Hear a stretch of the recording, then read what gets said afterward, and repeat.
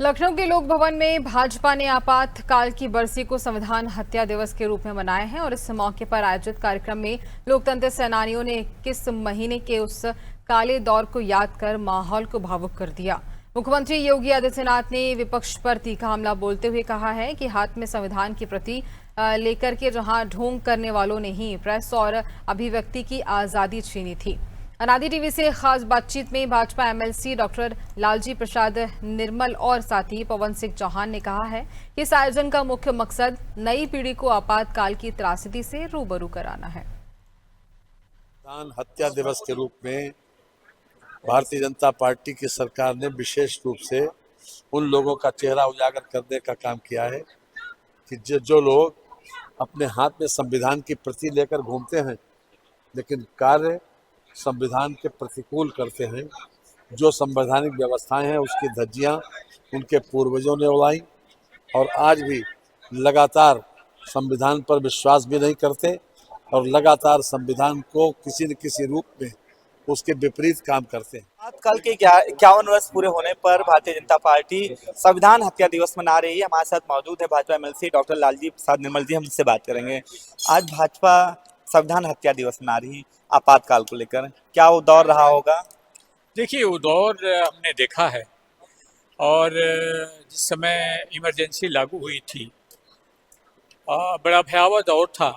उस समय छात्रावासों पे विशेषकर से छापे पड़ रहे थे, लोगों को जेल भेजा जा रहा था। जितने भी बड़े नेता थे सबको जेल में बंद कर दिया गया, प्रेस को सेंसर कर दिया गया था।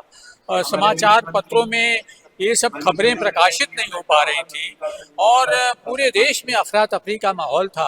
और यह इंदिरा गांधी ने अपने प्रधानमंत्री पद को बचाने के लिए किया और यह पहली बार संविधान की हत्या के रूप में हुआ जब उन्होंने संसद से 3 दिन के भीतर प्रधानमंत्री पद को न्यायिक समीक्षा से बाहर कर दिया। तो यह एक बहुत बड़ी ट्रेजिडी थी। आज पूरे देश में जिस तरह 25 जून 1975 को आज रात को उस वक्त प्रधानमंत्री इंदिरा गांधी ने जो आपातकाल घोषित किया था, उस वक्त जितने लोकतंत्र सेनानी थे, जो राष्ट्र के प्रेमी थे, उन सभी लोगों को दिन में ही पकड़ बैठा रखा था और रात में जैसे लगाते ही सबको जेल में ठूस दिया गया। डीआर मीसा लगाया, डीआईआर लगाया गया, मीसा लगाया गया और इनको तरह तरह की यातनाएं दी गई। लोगों के नाखून तक खींच लिए गए।